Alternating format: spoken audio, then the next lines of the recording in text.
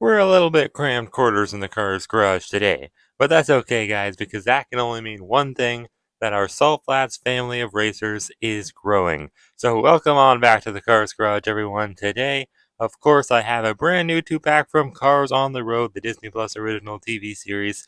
And of course, it features two brand new Salt Flats racers from the Salt Fever episode of Cars on the Road, the third episode. And when I say brand new, I mean, yes, new to the year, both new for 2023, but actually, let me rephrase that. Only one of them is really new for me, I guess. I don't know, or new for everyone, because obviously it has Gearsten Marshall and Mark Sondtimer. And Gearsten, of course, he was released much earlier in the year as a single in Case C, I think, because Case A was canceled. So yeah, I think the second case of the year, maybe Case B. Either way, I've had him for a while. I got him on Easter, and now I got this new two-pack, which has him in it again. But actually, now that I'm looking at it, it almost seems to be maybe like a different color of yellow, like a little bit of a different shade. So that's cool. Hopefully that's going to be the case. Maybe he'll be a variant. Either way, though, today's review is going to mainly focus on this brand new guy right here, Mark Sondtimer.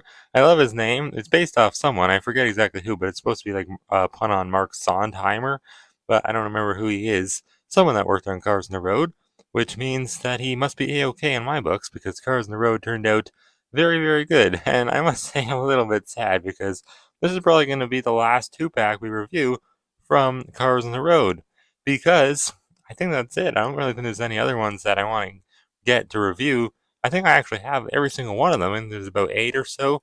And the only ones I didn't review are ones that I already reviewed the cars as singles. So this one I have to review because obviously it's got Mark in it. But if that wasn't the case, if it just had two cars I already reviewed, then I guess I wouldn't be doing that. But I guess technically I still have the racing two packs to review if I can ever find them from Cars on the Road. So that's cool.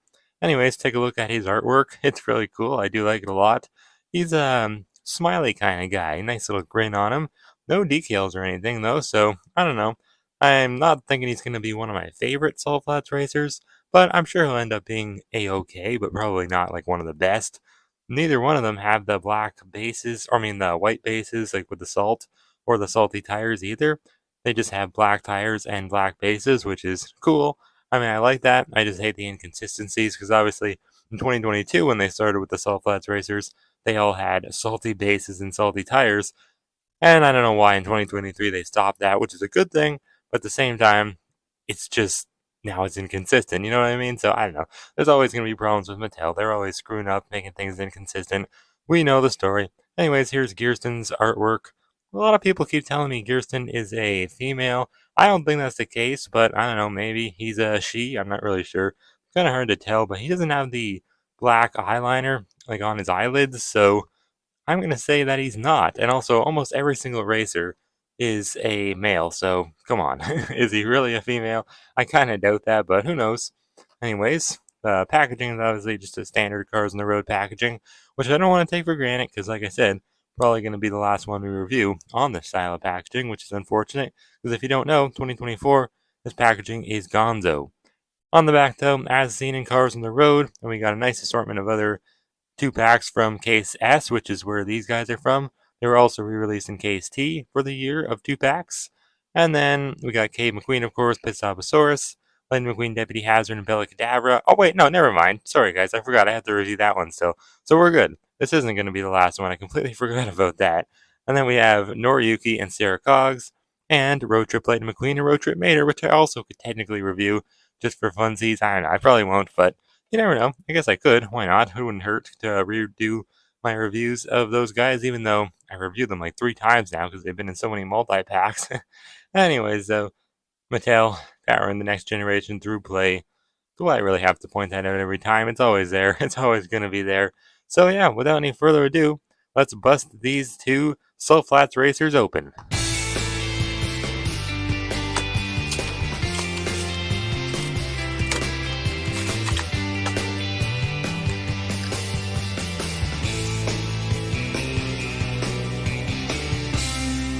Little fun fact for you guys, this two-pack was actually originally supposed to include Revo Koss and Dad's Jammin', but for whatever reason, at the last second, Mattel decided to switch it up and do Gearsten Marshall and Mark Sondtimer, of course. And I mean, in all honesty, I am glad they did because Mark is a new character after all. I'd rather have him in a two-pack than two cars we've already gotten as singles. And I mean, that's in the other two pack too. So that wouldn't have been a very good idea in my opinion. But you know what? I mean, they're all cool. All the Salt Flats Racers, I like them a lot. I'm sure if Mark wasn't in this two pack, he would have gotten released eventually. He is, I mean, so bare though. Like, he's just looks so stock. Like they just painted him out of the factory all blue, and then he just showed up on the Salt Flats. Like not customized in any way, shape, or form. But he's such a cool car, obviously from the Special Construction Division on the Salt Flats, and then Gearsten is part of the Classic Rods Division. I mean, I like the Salt Flats. I think there was a lot more cool stuff they could have shown us in that episode, but they didn't. I feel like too much of it was with Mater and the Speed Demon, and it got a little boring at times. I think like that whole scene. I mean, yeah, I don't know. I think they should have showed us more of the racers, more of the racing, and I think it would have been a much better episode. But for what it was okay. Anyways, back to Gearston. Is he a male or is he a female? Nobody really knows. But online, on I think it was the car's wiki page or something where I looked it up on, it does say that Gearson's a female. So I don't know if that really means anything. I don't think it does. But one little, factor pointing towards that he might be a she is that he's actually named off of a female producer or a production manager for Cars on the Road, whose name is Kirsten Peterson Marshall. So, I mean, it's possible that Kirsten's a female, and I've just been wrong this whole time. I mean, there's really no defining factors to say, oh yeah, he's a male or he's a female. It's kind of, I mean, it's just kind of a guessing game, really. And I mean, the names usually help us define that, but when it's Gearston's the name, I mean, it's a little hard to tell. Either way, though, it doesn't really affect his character at all. It's not like he speaks or anything or really has any scenes at all, except for this one little scene, or maybe a couple little scenes. I'm not sure. He doesn't really appear very much though in the episode. Just a background character. I think he drives by the camera once, and I think he's maybe in the background a couple other times too. But definitely, like, we never get to see him racing or anything, so definitely not a main character by any stretch of the imagination. Still a cool character though.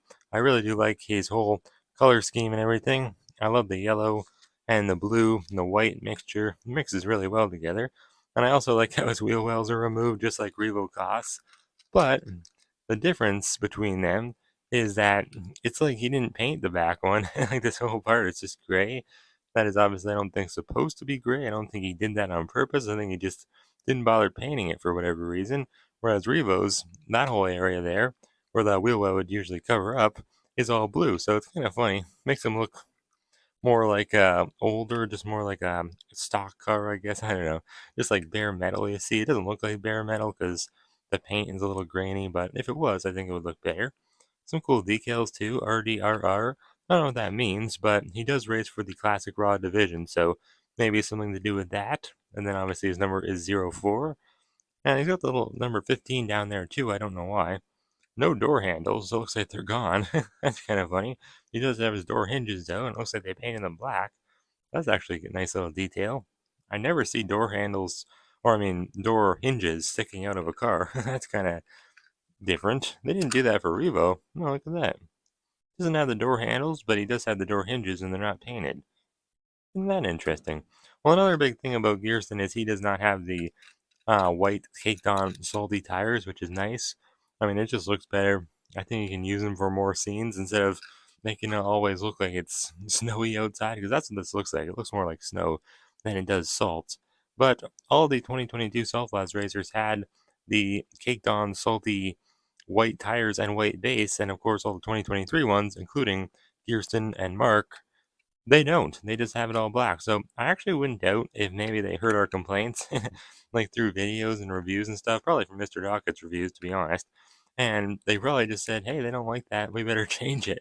Because there's really no reason why, they started making it white, making them all white because they all race in the salt flats. There's no reason why they would have changed it unless they were just trying to, you know, get some feedback and try to improve. But I mean, the mistake is done now. Now it's just inconsistent. Some are black, some are white. It just doesn't make any sense.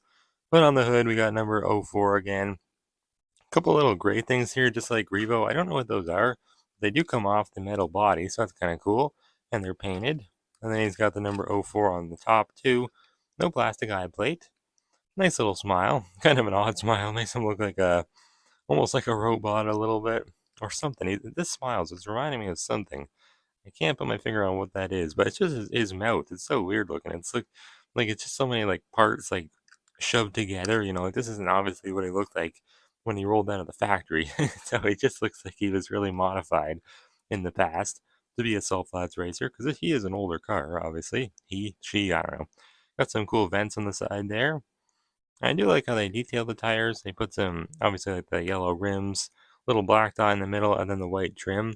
I don't believe the black dot is accurate. I don't think he should have that. Because, yeah, Revo wasn't supposed to have that. Yeah, I don't think that's accurate, but oh well. Still, they tried. I mean, it's extra paint after all, so they at least tried to make it look good. And on the back, 04, 15. I don't know why these screws on the left side of his trunk are black and the ones on the right are gray. I don't get it. Cool back window, though. Is it just me, or do I always review a car from this model on like a monthly basis? That's what it starts to feel like for me because I always feel like I'm looking at this window and I wanted to say it looks like a camper van window that you should be hanging some drapes on because it does. I mean, the backside of Gearsten just looks like one of those mini camper vans. You know what I mean? One of those little trailers you pull around and you get like one, maybe two people in, just a little bed inside. That's what it reminds me of. Pretty cool though. Little plastic bumper, nice lemony yellow color. See, even that, even all the black part on the bumper would be all gross and caked on salty whiteness if he was made in just a year before, just a few months before in 2022. Just so weird. Like once 2023 hit, they stopped with the white, and all the ones, like the new ones in 2023 and after that, they've all had the black base and the black tires. I don't get it. S20A is the date stamp. By the way, I do have the single version here. I'll compare them in a second, see if they really are any different, because they look a little different in the packaging. R40A is a date stamp on this guy, so that makes sense. Quite a few weeks before. But yeah, that's pretty much it for Gearston. He is a car on the plainer side of things. I mean, not as plain as Mark, but he doesn't have too many decals. It's really just a number 4 a bunch of times. But yeah, the coloring, to me at least, I know it looks to be a little different. Let's zoom that in again. I want to see. I want you guys to get the full effect. Is it any brighter? It's definitely a little bit more of a lemony yellow on the single Gearston here, which is actually a bad thing because that means that it got worse in quality because I like the lemony brighter yellow color better. And the decals too look to be a little clearer, quite a bit clearer actually on the single version here on the right. So that's sucky. That really does suck. I mean, they've gotten worse. That's not a good thing. I don't know about the accessory 2-pack version of Gearsten, if that's any different.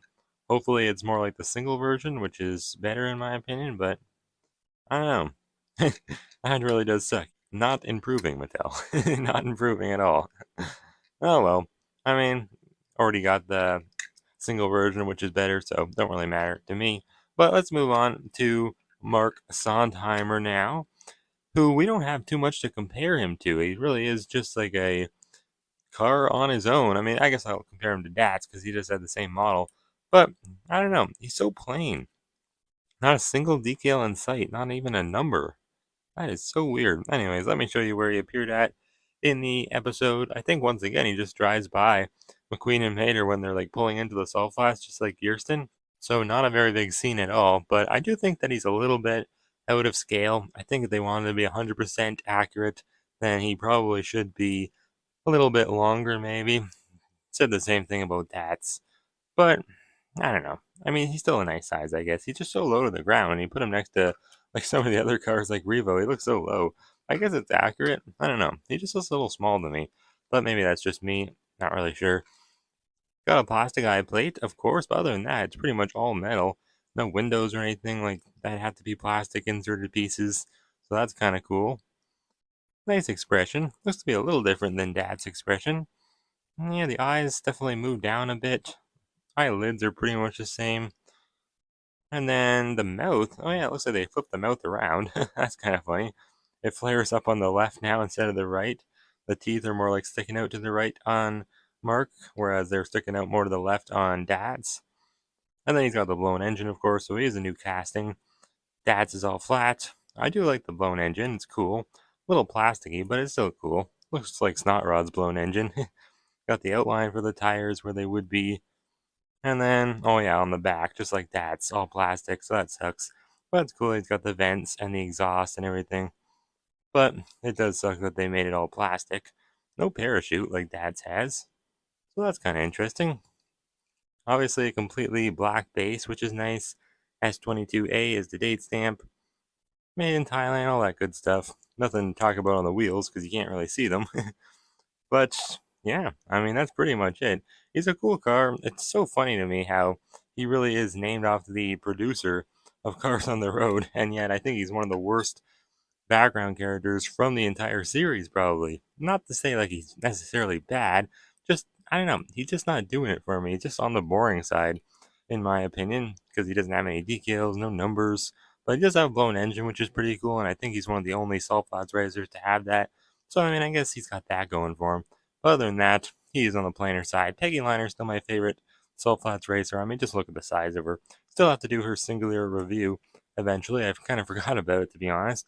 I would say Dad's Jammin's probably still my second favorite, but maybe even Royce Resley. He's cool too. I just don't like the salty tires. At least you can't see the salty tires on Peggy and Dad's, really. But yeah, I guess that's gonna be it. Thank you guys for watching. Hope you did enjoy. They're pretty cool too. Back, I'd pick it up if I were you. But if you already have Gearston, maybe just wait until next year because who knows? Mark could be released as a single. You just never know with Mattel. Anyways, thank you guys for watching, and I'll see you guys next time on the Cars Garage.